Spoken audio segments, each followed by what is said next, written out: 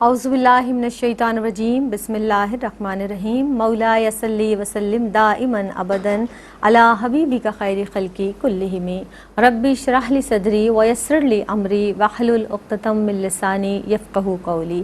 अस्सलामु अलैकुम व रहमतुल्लाहि व बरकातुहू। मेरी पहचान में आप सबको खुशामदीद कहते हैं। जनाब, जिस तरह से हम इस प्रोग्राम में मौजू हमारा जो मुंतखब किया जाता है उस ताल्लुक़ से हमारी रहनुमाई भी की जाती है, हमारी स्कॉलर्स मौजूद हुआ करती हैं और हम इसी तरह से हमेशा कोशिश करते हैं जनाब कि अच्छा उन्वान हो, ऐसा हो जो इस्लाही हो, जिसमें हम और आप मिलकर अपनी इस्लाह कर सकें। किसी भी मामले में जनाब किसी ख़ास मौजू पर या किसी ख़ास काम के हवाले से या किसी हसास अम्र के बारे में अगर हमें कहीं पर कोई मुशावरत की ज़रूरत पड़े तो किसी भी ज़ी अक़ल से, ज़ी ख़िरत, ज़ी शऊर या ज़ी राय अफराद से उनकी राय ले लेना, ये कुरान और हदीस में भी हमें उसकी इजाज़त मिलती है और कुरान और हदीस इसकी तालीम भी हमें देता है। और यकीनी तौर पर क्योंकि कोई भी शख्स जो है अक़ली तौर पर मुकम्मल नहीं होता, कोई भी शख्स बसारत के हिसाब से मुकम्मल कामिल नहीं होता, तो इसी जो छोटी छोटी इंसान के अंदर कमज़ोरियाँ हैं, जो बुनियादी कमज़ोरियाँ हैं, उनके पेश नज़र अल्लाह रब्बुल इज़्ज़त ने कुरान मजीद में और अहादीस मुबारका में रसूल खुदा सल्लल्लाहु अलैहि वसल्लम ने हमें हुक्म दिया है कि हम एक दूसरे से मशवरा कर लिया करें, एक दूसरे की राय मालूम कर लिया करें और इसकी इजाज़त हमें दी गई है। जनाब, जिस तरह से हज़रत आयशा सिद्दीक़ा रज़ी अल्लाह ताला अन्हा इरशाद फरमाती हैं कि मैंने किसी आदमी को अल्लाह के रसूल सल्लल्लाहु अलैहि वसल्लम से ज़्यादा मशवरा करने वाला नहीं देखा कि अल्लाह के रसूल सल्लल्लाहु अलैहि वसल्लम भी बाज़ मामलात पर सहाबा रिज़वानुल्लाह अलैहिम अजमईन से मशवरा लिया करते थे।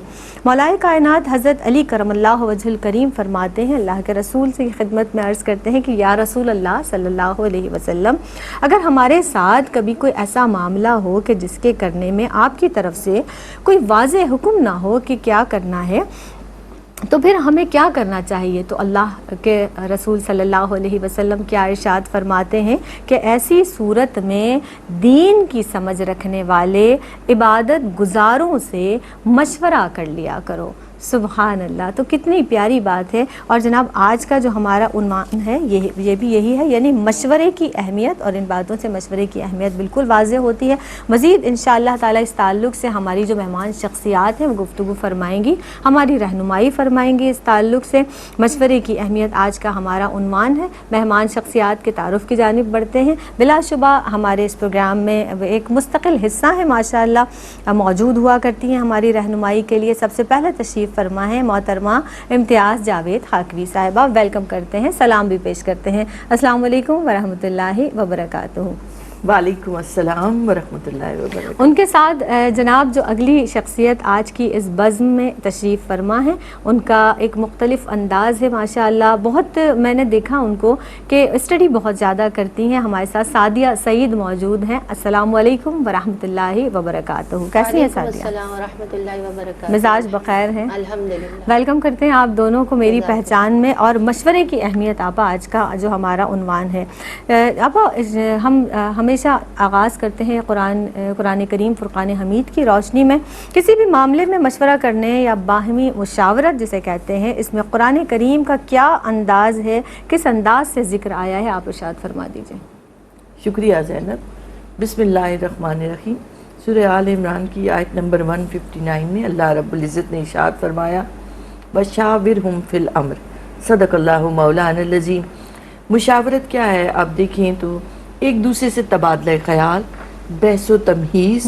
किसी भी मामले पर कोई मुश्किल और पेचीदा मसला हो तो अहले अक्ल लोग बैठकर उस बात पर डिस्कस करते हैं, उसके मुख्तलिफ पहलुओं पर बात करते हैं। उसके बाद जब वो राय कायम करते हैं तो उसे हम कहते हैं तशावुर, अरबी ज़ुबान में मुशावरत या मशवरा करना, और उसके बाद राय कायम कर लेना।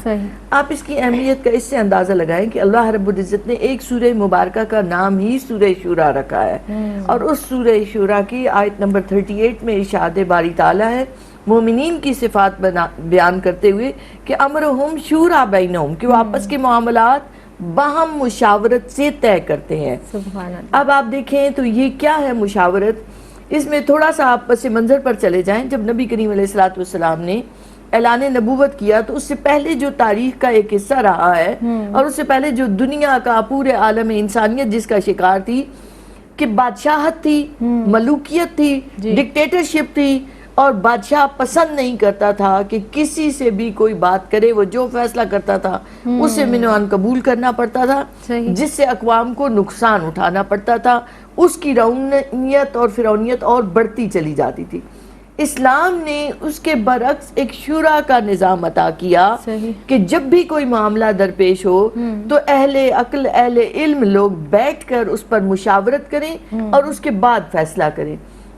دیکھیں اسلام ایک مکمل ضابطہ حیات ہے، ایک مکمل نظام زندگی ہے، وہ چیزیں جو اللہ رب العزت کے واضح احکامات ہیں ان پر تو بلا سوچے سمجھے ہر ایک کو عمل درآمد کرنا ہے، بے شک ہر صورت میں کہ وہ حکم آ گیا ہے اب اس پر عمل پیرا ہونا ہے۔ بے شک۔ تو دوسرے وہ معاملات ہیں جو ہماری عام زندگی سے متعلق ہیں، جن میں اللہ رب العزت نے اہل ایمان کو گنجائش رکھی ہے کہ وہ خود اپنی مشاورت سے اپنے معاملات کو طے کر سکتے ہیں، جیسے تعلیم و تعلم کے معاملات ہیں یا اقتصادی معاملات ہیں یا وقت نے بدلنا ہے تو اللہ رب العزت نے ایک بنیاد دے دی، بنیادی اصول عطا فرما دیے۔ اب اس کے بعد آپ دیکھیں تو قرآن مجید کا سب سے پہلا مخاطب کون ہوتے ہیں؟ نبی کریم علیہ السلام کی ذات مبارکہ۔ تو یہاں جب حکم آیا سورہ آل عمران میں کہ وَشَاوِرْهُمْ فِي الْأَمْرِ کہ ان سے معاملات میں مشورہ کریں، تو پہلے مخاطب نبی کریم علیہ السلام ہے۔ آپ صلی اللہ علیہ وآلہ وسلم اپنی مرضی سے کچھ نہیں کہتے، اللہ کی مرضی اور اللہ کی ہی حکم سے ان کی زبان مبارک سے کچھ ادا ہوتا ہے۔ تو وہ محتاج نہیں تھے، انہیں ضرورت نہیں تھی صحابہ سے مشورہ کرنے کی، مگر کیا ہے کہ اس مشاورت کی اہمیت بتانا مقصود تھا امت کو، اور صحابہ کرام کو قدر و منزلت دینا مقصود تھا۔ تو اس کی تشریح میں امام ابو عبداللہ لکھتے ہیں کہ دیکھیں اللہ نے حکم دے دیا، نبی کریم علیہ السلام، اس کے بعد صحابہ اور اس کے بعد خلفاء اور حکام حضرات جو ہوتے ہیں کہ وہ دینی معاملات میں علماء سے مشورہ کریں، جنگ کے معاملات میں قائدین لشکر سے مشورہ کریں، سماجی بہبود کے کاموں میں قبائل جو سردار ہیں قبائل کے ان سے مشورہ کریں، یعنی جس طرح کا معاملہ ہو، اقتصادی معاملات ہیں تو ماہرین معاشیات سے رجوع کریں۔ تو ضروری کر دیا اللہ نے اس حکم کے ذریعے کہ ایڈمنسٹریشنز کے لیے ضروری ہے کہ مجلس شورا بنی ہوئی ہو، اور جس معاملے پر بحث مقصود ہو اسی کہ جو ماہرین ہیں وہ اس پر بات کریں، اور اس کی عملی بھی صورت ہمیں نظر آئی۔ دوسری جو تھی کہ امرہم شورا بینہم کہ آپس میں معاملات فیصل مشورے سے طے کرتے ہیں۔ یہاں ایک اوپن دے دیا کہ مومنین کی صفات ہے، ان کی عائلی زندگی کے معاملات ہوں، ان کی تجارت کے معاملات ہوں، ان کے کاروبار کے معاملات ہوں، یا ان کی معاشی سماجی کوئی بھی مسئلہ کہیں بھی درپیش آتا ہے، تو مومنین کی یہ صفت ہے کہ وہ خود ہی فیصلہ نہیں کر دیتے، خود رائے نہیں قائم کرتے، بلکہ وہ اپنے ارد گرد کے لوگوں سے مشاورت کرتے ہیں، جس سے ایک بہتر فیصلہ ہو پاتا ہے، جس سے انہیں بھی ذاتی طور پر بھی فائدہ پہنچتا ہے اور ملک و قوم کو بھی فائدہ پہنچتا ہے۔ بلا شبہ، بے شک، سبحان اللہ۔ آپ ارشاد فرما دیجئے سعدیہ کہ جو باہمی مشاورت ہے یا مشورے کے حوالے سے رسول خدا احمد مجتبیٰ محمد مصطفیٰ صلی اللہ علیہ وآلہ وسلم کے کیا ارشادات ملتے ہیں؟ فرمائیے گا۔ اعوذ باللہ من الشیطان الرجیم، بسم اللہ الرحمن الرحیم، الصلاۃ والسلام علیک یا رسول اللہ وعلی آلک وصحابک یا حبیب اللہ۔ دیکھیں انسان زندگی کے بیشتر امور میں ایسی جگہ پھنس جاتا ہے کہ اسے نکلنے کا راستہ نہیں ملتا، یا کسی ایسے کام کا انتخاب کرتا ہے جس میں وہ یہ پریشان ہوتا ہے کہ اس کو کرنے میں خیر و بھلائی ہے بھی یا نہیں۔ تو اسی کشمکش کی نجات سے شریعت ہمیں بتاتی ہے کہ انسان اپنی عقل پر ہی اعتماد نہ کرے، بلکہ جو اس علم میں ماہر ہوں ان سے رائے لے، اور اسی رائے لینے کو ہم مشورہ یا مشاورت کہتے ہیں۔ آقا علیہ الصلوۃ والسلام نے فرمایا کہ جو شخص مشورہ کرے وہ نامراد نہیں رہتا، اور جو نہ کرے اسے کوئی بھلائی نصیب نہیں ہوتی۔ اور پھر یہ بھی فرمایا آقا علیہ الصلوۃ والسلام نے کہ مشورہ عقل مند سے کرو تاکہ تمہیں بھلائی نصیب ہو، اور اگر تم اس کی مخالفت کرو گے تو تم شرمندہ ہو جاؤ گے۔ اور پھر یہ بھی فرمایا آقا علیہ الصلوۃ والسلام نے کہ استخارہ کرنے والا ناکام نہیں رہتا، اور جو مشورہ کرے وہ کبھی ناکام نہیں ہوتا یا نامراد نہیں لوٹتا۔ اور پھر آپ یہ دیکھیے کہ آقا علیہ الصلوۃ والسلام نے یہ بھی فرمایا کہ جس شخص سے مشورہ کر رہے ہو وہ شخص، تمہارا مشورہ دینے والا جو شخص ہے وہ امانت دار ہے، ہے, لہٰذا اسے اس امانت کی پوری پیروی یعنی پورے کا پورا حق ادا کرنا چاہیے کہ وہ کسی اور سے اس کی کوئی بات شیئر نہ کرے. اور پھر یہ دیکھیے حضرت ابو ہریرہ رضی اللہ تعالیٰ عنہ بیان کرتے ہیں کہ آقا علیہ الصلوۃ والسلام سے زیادہ میں نے کسی کو اپنے اصحاب سے مشورہ کرتے ہوئے نہیں دیکھا. اور حضرت عائشہ نے بھی یہی فرمایا کہ میں نے لوگوں میں آقا علیہ الصلوۃ والسلام سے بڑھ کے کسی کو نہیں پایا. اور پھر حضرت سعید بن مسیب بیان کرتے ہیں کہ آقا علیہ الصلوۃ والسلام نے فرمایا کہ جس شخص نے مشورہ کیا وہ ہلاک نہیں ہوگا. اور ایک روایت سے یہ ثابت ہوتا ہے, پتہ چلتا ہے کہ جس شخص نے مشورہ نہیں کیا تو اس کے لیے ہلاکت ہے, اور جس نے لوگوں کے مشورے سے قدم بڑھایا تو وہ اہل عقل کی فہرست میں آیا اور وہ کامیاب ہو گیا. اور پھر یہ دیکھیے کہ غزوہ بدر کے موقع پر آقا علیہ الصلوۃ والسلام نے اپنے اصحاب سے مشورہ کیا. یعنی یہ وہ سارے امور ہیں کہ آقا علیہ الصلوۃ والسلام کی سیرت مبارکہ ہمیں بتاتی ہے. دیکھیے قرآن پاک کا اگر ہم مطالعہ کریں تو ہمیں پتہ چلتا ہے کہ اللہ رب العزت نے تخلیق آدم کے وقت اپنے فرشتوں سے مشورہ کیا. وہ اللہ رب العزت کا مشورہ کرنا انسان کے عقل و شعور میں یہ بات ڈالنی تھی کہ مشورہ کرنا زندگی کے معاملات میں کتنا اہم ہے. اور پھر آقا علیہ الصلوۃ والسلام کو اللہ رب العزت نے عقل کل بھی دی, بصیرت بھی دی, لیکن اور وہی سے آپ کے معاملات حل ہوتے تھے. لیکن کچھ امور پہ آقا علیہ الصلوۃ والسلام کو کہا گیا کہ وہ اصحاب سے مشورہ کریں, یہی بتانے کے لیے کہ زندگی کے معاملات میں آقا علیہ الصلوۃ والسلام کی یہ سنت بن جائے کہ اہل علم حضرات سے جو اس کام میں ماہر ہیں ان سے مشورہ کریں تو فلاح اور کامیابی ان کے قدم چومے گی. بے شک, سبحان اللہ. اور انفرادی جو رائے ہے اس سے بھی ہمیں لینے کے لیے گریز کیا گیا ہے کہ کسی ایک شخص کی رائے لینے کے بجائے 2-3 لوگ جو اس کے متحمل ہیں یا اہل ہیں, آپ اس کے حوالے سے کسی بھی بات کے حوالے سے مشورہ لیں. اور جس طرح سے بتایا گیا کہ جس سے ہم مشورہ لیتے ہیں وہ امین بھی ہوتا ہے, یعنی جو ہماری بات ہے, کبھی کبھی ایسی بھی کوئی بات ہوتی ہے جو ہم کسی اور سے نہیں ذکر کرنا چاہتے لیکن مشورہ بھی ہمیں درکار ہوتا ہے, تو وہ بات سامنے والے پر یعنی جس سے مشورہ لیا جائے اس کے پاس امانت ہوتی ہے, تو اس کو اس امانت کا بھی خیال رکھنا ہے. ایک وقفہ جناب ہمارے اور آپ کے درمیان حائل ہے, مزید انشاءاللہ تعالی وقفے کے بعد جب ہم لوٹ کر آئیں گے تو اس پر کلام کریں گے. حاضر ہوتے ہیں اس مختصر سے وقفے کے بعد. السلام علیکم ورحمۃ اللہ وبرکاتہ. آپ دیکھ رہے ہیں پروگرام میری پہچان, اور اس پروگرام میں ایک مرتبہ پھر حاضر خدمت ہیں. مشورے کی اہمیت جناب آج کا ہمارا عنوان ہے, اور شریک گفتگو مہمان شخصیات موجود ہیں امتیاز جاوید خاکوی صاحبہ اور سعدیہ سعید صاحبہ. مشورے کی اہمیت کے تعلق سے گفتگو کی جا رہی ہے. آپ کی جانب بڑھوں گی. مشورے کے تعلق سے مجھے یہ ضرور بتا دیجئے کہ مشورے کی ضرورت اور اس کی اہمیت, کیونکہ بہت اہم موضوع ہے, بہت اہم بات ہے جس پر ذکر کیا گیا قرآن میں بھی یا حدیث میں بھی. کیا اہمیت ہے, کیا ضرورت ہے اس کی, اس پر کچھ روشنی ڈالیے گا. شکریہ زینب. دیکھیں جیسے گفتگو ہو رہی تھی نبی کریم علیہ الصلوۃ والسلام کی سیرت کو ہی اگر ہم سامنے رکھیں تو آپ نے بے شمار معاملات میں آپ نے صحابہ سے مشورہ کیا. جیسے ایک مرتبہ آپ نے جنگ کے لیے ایک جگہ کو منتخب کیا تو آپ نے پوچھا, صحابہ کرام نے عرض کی کہ یا رسول اللہ صلی اللہ علیہ وسلم کیا یہ اللہ کا حکم ہے کہ اسی جگہ پر؟ آپ نے فرمایا کہ نہیں, آپ لوگوں سے رائے طلب کی جاتی ہے. تو انہوں نے صحابہ نے عرض کی کہ اس جگہ سے بہتر یہ والی جگہ رہے گی, تو آپ نے اس کے مشورے کو قبول فرمایا. اسی طرح غزوہ احزاب کا موقع آتا ہے تو آپ سب سے مشاورت کرتے ہیں, اور پھر حضرت سلمان فارسی نے وہ خندق کھودنے کا مشورہ دیا جسے قبول کیا گیا, اور سب کے سامنے ہے کہ وہ مشورہ قبول ہوا اور کامیاب بھی ہوا, کیونکہ مدینہ پاک کی آبادی کم تھی اور جتنا بڑا لشکر آ رہا تھا اس کے سامنے یہ آبادی کوئی اہمیت نہیں رکھتی تھی. بہت تھوڑے لوگ تھے اس وقت, آبادی کم تھی. تو اس وجہ سے وہ خندق کا کھودنا جو تھا وہ غزوہ احزاب میں درست رہا فیصلہ. تو میرے آقا علیہ الصلوۃ والسلام جیسے پہلے بھی کہا گیا کہ مشورے کی انہیں ضرورت نہیں ہوتی تھی, مگر آپ مشاورت دینا چاہتے تھے, اپنی سنت بنانا چاہ رہے تھے کہ مشورہ کرنا اور مشورے پر عمل کرنا اور پھر اس پر تذبذب کا شکار نہیں ہونا چاہیے, ورنہ یہ انسان کی کمزوری بن جاتا ہے. تو مشورہ کریں, اس کے بعد ایک رائے قائم کریں اور اس رائے پر ڈٹ جائیں. تو جیسے کہ سعدیہ بھی ابھی کہہ رہی تھی کہ اس کی اہمیت آپ یوں بھی دیکھیں کہ جب کوئی مشورہ کرتا ہے وہ کامیاب ہوتا ہے, ناکام نہیں ہو سکتا. دوسرا, اس میں مشاورت کی برکت آ جاتی ہے. آپ دیکھیں تو جب اللہ نے حکم دے دیا اور آپ اللہ کے حکم پر عمل پیرا ہو رہے ہوتے ہیں تو پھر اس میں لازمی بات ہے کہ اس مشاورت کے ذریعے الہامی آپ کو رہنمائی کی جاتی ہے اور آپ ایک بہتر فیصلے کی طرف جا پاتے ہیں. پھر آپ دیکھیں تو بہت سارے معاملات ایسے ہوتے ہیں کہ جن میں انسان خود سے فیصلہ کر لے تو عمومی طور پر اسے ایک پہلو نظر آ رہا ہے. آپ دیکھیں اگر یہ کپ بھی ہم سامنے رکھ لیں تو مجھے اس طرف سے نظر آ رہا ہے, دوسری طرف سے چاروں طرف سے میں نہیں دیکھ سکتی. تو یہی معاملات میں بات آتی ہے کہ ایک فرد ایک ہی سائیڈ دیکھ پاتا ہے, وہ ہمہ طریقے سے نہیں دیکھ پاتا, جبکہ وہ اس طرف کے لوگوں کی بھی رائے لے گا تو ایک پوری تصویر سامنے آ جائے گی, مختلف نظریات.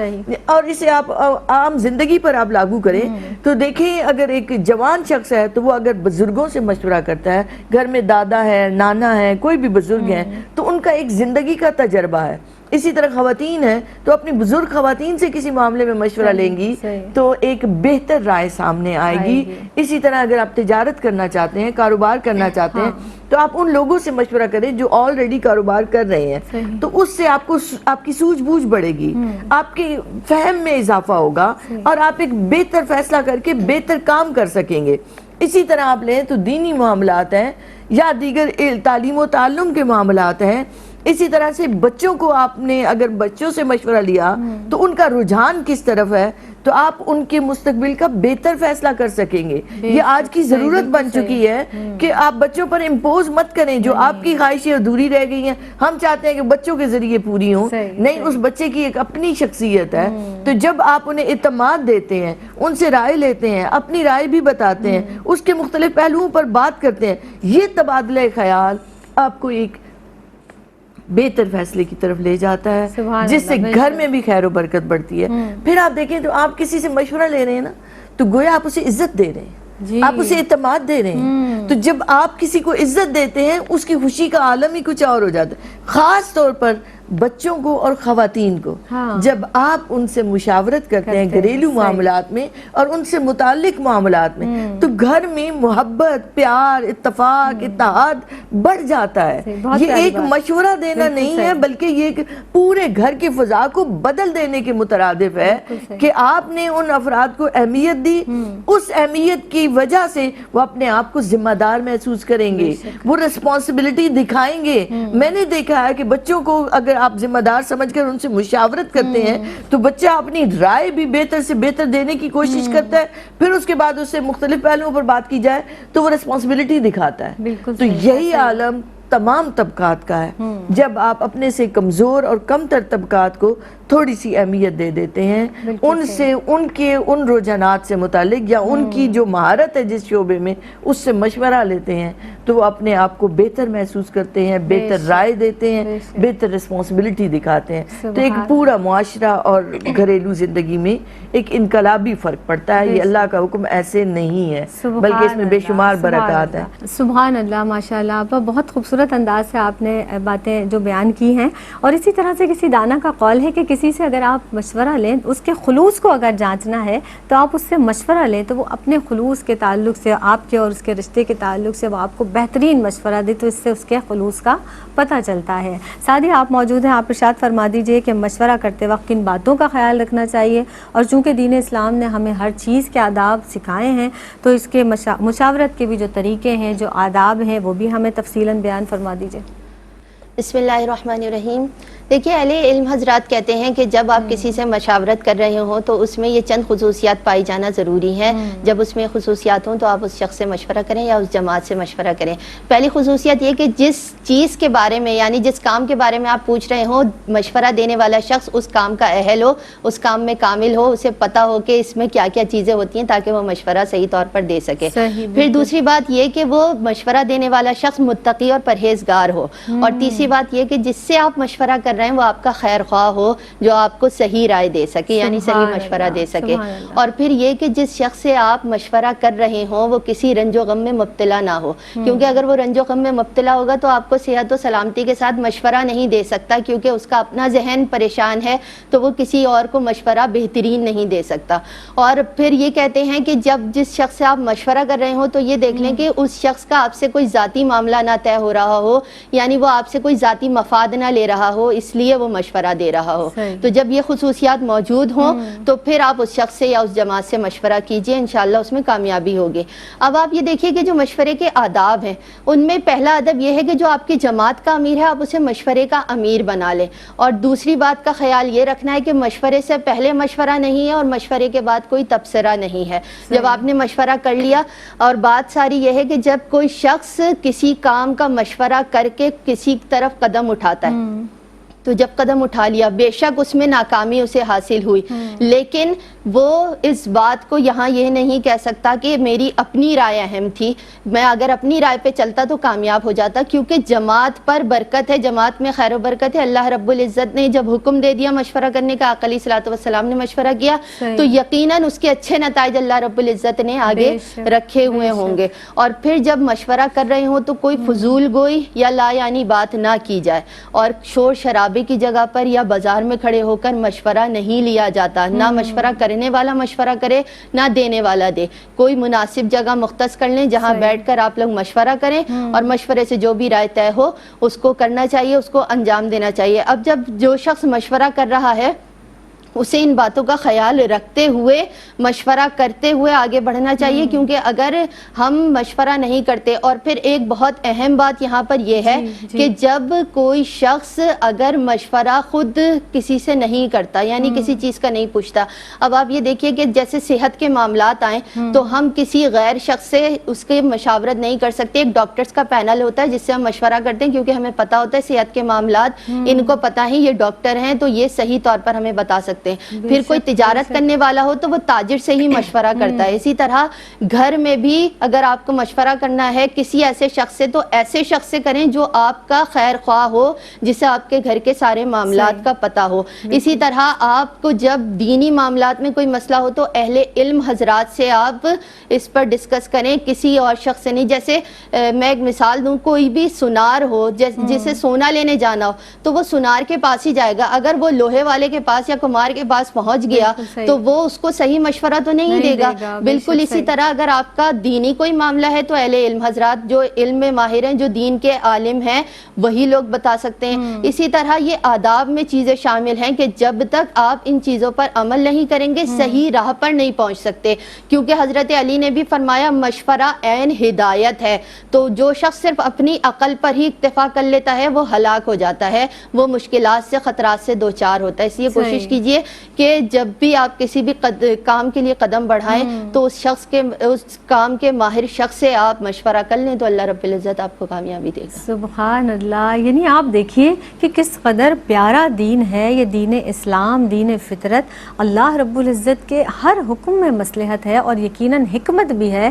نبی کریم صلی اللہ علیہ وسلم نے جو ہمیں مشاورت کا حکم دیا ہے، مشورہ کرنے کا حکم دیا ہے، اس میں برکت بھی ہے اور آداب سکھائے. اس پیارے سے دین نے ہمیں ہر کام کے ہر بات کے آداب سکھائے ہیں، کرنے کا طریقہ سلیقہ قرینہ بتایا ہے. تو کس قدر خوبصورت دین ہے یہ ہمارا دین اسلام. شکر ہے اس پاک پروردگار عالم کا کہ ہمیں دین اسلام عطا فرمایا اور ہم اس کے ماننے والے ہیں یقینی طور پر. بس ایک بات اور بھی ہے جناب کہ بن مانگے مشورہ بھی نہ دیں تاکہ آپ کی بات ضائع نہ ہو. آپ کا ایسا اکرام جو کرے، جو آپ سے مشورہ طلب کرے تو مشورہ آپ دیجئے. ایک وقفے پر جناب جانا ہے، حاضر ہوتے ہیں اس مختصر سے وقفے کے بعد. السلام علیکم ورحمۃ اللہ وبرکاتہ. میری پہچان میں ایک مرتبہ پھر آپ سب کا خیر مقدم ہے. آج جناب جس عنوان پر گفتگو کی جا رہی ہے وہ ہے مشورے کی اہمیت، اور اسی تعلق سے ماشاءاللہ سیر حاصل گفتگو دونوں مہمان شخصیات کی جانب سے کی جا رہی ہے. سب سے پہلے نشست پر تشریف فرما ہے محترمہ امتیاز جاوید خاکوی صاحبہ اور ان کے ساتھ تشریف رکھتی ہیں سعدیہ سعید صاحبہ. امتیاز آپا، اب یہ بتا دیجئے، ہم نے آداب بھی سیکھ لیے، طریقہ بھی سیکھ لیا، ہماری سعدیہ بہن نے بہت پیارے انداز سے ارشاد فرمایا کہ کن کن باتوں کا خیال بھی رکھنا ہے مشورہ دیتے وقت بھی اور مشورہ لیتے وقت بھی. مشورے کے مقاصد کو آپ کیسے دیکھتی ہیں آپا؟ شکریہ زینب. دیکھیں الٹیمیٹ گول جو ایک مقصد ہوتا ہے زندگی کا، بندگی کا، وہ اللہ کی رضا اور خوشنودی ہے. تو یہ کسی بھی لمحے ہماری نظروں سے اوجھل نہیں ہونا چاہیے کہ ہم اپنی منزل مراد، اپنی منزل مقصود کو پا سکیں. اب آپ دیکھیں تو مشاورت میں دو فریق ہوتے ہیں، ایک مشورہ لینے والا اور ایک مشورہ دینے والا. تو جب آپ کی منزل اور آپ کا مقصود وہ خدائے رب ذوالجلال ہے، اس کی رضا ہے، تو اس کا حکم آ گیا ہے. تو گویا جب آپ مشورہ لے رہے ہیں تو آپ اس کے حکم پر عمل پیرا ہو رہے ہیں. پھر آپ دیکھیں تو بہت سارے معاملات میں جیسے میاں بیوی ہیں، اب دونوں ایک دوسرے کے لیے امین بھی ہیں، دونوں ایک دوسرے کے ساتھ گھر کے محافظ بھی ہیں. اب آپ دیکھیں تو بہت سارے معاملات میں جب بیویاں مشورہ نہیں کرتی شوہروں سے اور خود ہی ڈیسیژن لے کر تو مال کو کہیں ضائع کر بیٹھتی ہیں، کہیں ناچاکیاں اور وہ بڑھ جاتی ہیں، عداوتیں بڑھ جاتی ہیں. تو انہیں چاہیے کہ وہ مشورہ کریں شوہر سے اور اس کی اچھی مشیر بنیں. پھر آپ دیکھیں تو نکاح کے معاملات آ جاتے ہیں تو اللہ کا حکم یہ ہے کہ بیٹی ہے یا بیٹا ہے ان سے آپ مشورہ کریں. تو جب بھی آپ کوئی ڈیسیژن لے رہے ہوں تو یہاں بھی آپ حکم الہی پر عمل کر رہے ہیں. آپ کا مقصود اس اللہ کی احکامات پر چلنا ہے، اللہ کی رضا کو حاصل کرنا ہے. تو جب آپ نے بیٹی اور بیٹے سے مشورہ کیا اور اس کے بعد نکاح کا فیصلہ کیا تو وہ فیصلہ دائمی ہوگا اور وہ بہتر اور دیر پا ثابت ہوگا. پھر آپ جب مشورہ لے رہے ہیں تو اپنے اندر فلیکسیبلٹی رکھیے. یہ نہیں کہ آپ نے ایک رائے بنا لی ہے، آپ فیصلہ کر چکے ہیں اور صرف جسٹ آپ ایک ان کو صرف ایک دکھاوے کے لیے آپ پوچھ رہے ہیں کہ ورنہ حقیقت میں مشاورت یہ ہے کہ آپ تبادلہ خیال کریں، ان کی بھی رائے لیں. پھر اگر وہ کوئی بہتر رائے دے رہے ہیں تو اپنی رائے کو چھوڑ دیجئے. اور تاریخ ہمیں یہی بتاتی ہے خلفائے راشدین کا، سیدنا حضرت عمر فاروق رضی اللہ عنہ حق مہر مقرر کرنا چاہتے ہیں، ایک خاتون اٹھ کر کہہ دیتی ہے تو آپ فیصلہ واپس لے لیتے ہیں. تو یہ ان کی شان ہے کہ وہ مجلس شورا میں ہر وقت بیٹھ کر بات کیا کرتے ہیں، سیاسی معاملات ہیں یا دیگر معاملات ہیں.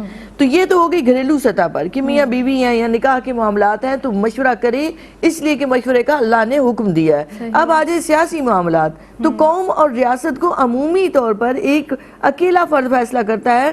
اس کا علم محدود، اس کا تجربہ محدود، اس کی اہلیت محدود. جب اتنے سارے افراد مل جاتے ہیں تو ہر ایک کی اہلیت، ہر ایک کا ایک تجربہ کام آتا ہے جس سے بہتر فیصلہ ہو پاتا ہے. اور سیاست میں بہتر فیصلے قوم اور ملک کے لیے بہتر ہوتے ہیں. تو جب آپ کی سوچ میں اخلاص ہوتا ہے کہ میری قوم اور میرے معاشرے کو فائدہ پہنچے، ذاتی منفعت نہیں، ذاتی مفاد نہیں، تو مقصد یہ ذہن میں ہو کہ میں سب سے رائے لے لوں تاکہ ایک بہتر فیصلہ ہو سکے جو قوم اور ملک کے لیے اہم ہو.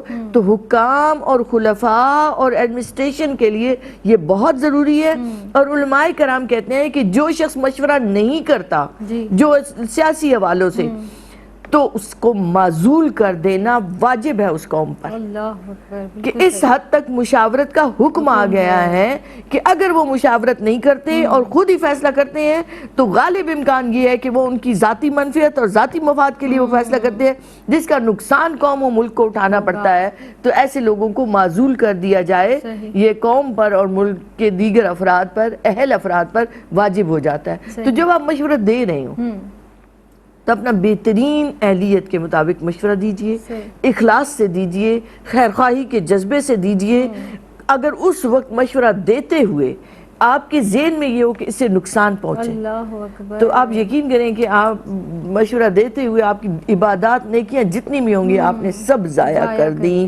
کیونکہ اس وقت فیصلے کا وقت آ گیا اور فیصلے کے وقت میں آپ نے اخلاص نہیں دکھایا تو وہ نہیں جانتا مگر رب جانتا ہے. تو ایمانداری اور امانت داری کے ساتھ اپنی رائے دیجئے جس میں اخلاص کا نور ہو تاکہ اس فرد کو ہی نہیں ملک و قوم کو بھی فائدہ پہنچے. بے شک. اب فوائد پر ہی بات کر لیتے ہیں سعدیہ کہ مشاورت کے جو فوائد ہیں وہ بیان کر دیجئے. جیسا کہ بارہا بات ہو رہی ہے کہ یہ ایک سنت طریقہ ہے، اس کا حکم الہی بھی ہے، فوائد ہی فوائد ہیں. کیا فرمائیں گے اس تعلق سے؟ بسم اللہ الرحمن الرحیم. دیکھیے ہم زندگی کے بیشتر مقامات پر آج دیکھتے ہیں کہ لوگ مشورہ نہیں کرتے ہیں بلکہ اپنی رائے کو اہمیت دے کر اور فیصلہ کر لیتے ہیں. اور پھر ہم یہ اس کے نتائج بھی دیکھتے ہیں اور بہت بھیانک نتائج آتے ہیں سامنے کے. لاکھ محنتیں کرنے، مشقتیں کرنے کے باوجود بھی وہ نتائج نہیں ملتے ہیں ہمیں جو ہم چاہ رہے ہوتے ہیں. مسئلہ ہے یہاں پر یہ کہ ہم نے سنت نبی صلی اللہ علیہ وسلم پر عمل کرنا چھوڑ دیا. آقا علیہ الصلوۃ والسلام نے جو فرمایا اس کو پورا نہیں کیا. اللہ رب العزت نے جو حکم دیا ہم اسے نہیں مانتے باتیں اگر ہم مان کر چلیں اور مشورے سے چلیں تو اللہ رب العزت آج بھی کامیاب و کامران کر دے گا اس شخص کو جو اللہ کے حکم اور آقا علیہ الصلوۃ والسلام کی پیروی کرے۔ اب جہاں تک فوائد کی بات ہے تو دیکھیے پہلا فائدہ تو یہی ہم شروع سے بتاتے ہوئے آ رہے ہیں کہ اللہ رب العزت نے حکم دیا، جب اس نے حکم دے دیا تو یقیناً اس میں فلاح و کامرانی ہے، اور پھر اللہ رب العزت نے اپنے انبیاء کرام کو اور بطور خاص آقا علیہ الصلوۃ والسلام کو مشورہ کرنے کا حکم دیا۔ دیکھیے جب آپ مشورہ کرتے ہیں تو مشورے سے خیر وجود میں آتا ہے، اور جب خیر وجود میں آتا ہے تو خیر ہی خیر اور بھلائی ہی بھلائی نصیب ہوتی ہے، اور جب آپ مشورہ کرتے ہیں کسی شخص سے تو آپس میں جب دل ملتے ہیں تو محبتیں ابھرتی ہیں، محبتیں جاگتی ہیں، ایک دوسرے کی جان پہچان ہوتی ہے۔ اور پھر جب آپ کسی شخص سے آپ مشورہ کر رہے ہوں یا جس سے لے رہے ہوں تو اس کو یہ اعتماد ملتا ہے کہ آپ نے اس کی رائے کو اہمیت دی ہے، اور جب سارے لوگ مل کر مشورہ دیتے ہیں تو کسی کو کسی سے کوئی مشکل پیش نہیں آتی، بلکہ وہ اس بات پہ خوش ہوتا ہے کہ مجھ سے بھی رائے لی گئی۔ اور جب آپ رائے لیتے ہیں تو کوئی نقصان نہیں اٹھاتے، کیونکہ دیکھیے جب مشورہ لیتے وقت کا یہ فائدہ بھی بہت اہم ہے کہ جب آپ نے کسی جماعت سے مشورہ کیا ہوا ہو تو لاکھ آپ ناکام ہو جائیں لیکن کوئی آپ پر لان تان نہیں کر سکتا، اس لیے کیونکہ آپ نے مشورے کے تحت وہ قدم اٹھایا تھا تو آپ لان تان سے بھی بچ جاتے ہیں۔ یہ بہت بڑا فائدہ ہے مشورہ لینے کا۔ اسی طرح مشورہ کرنے والا شخص رسوا نہیں ہوتا۔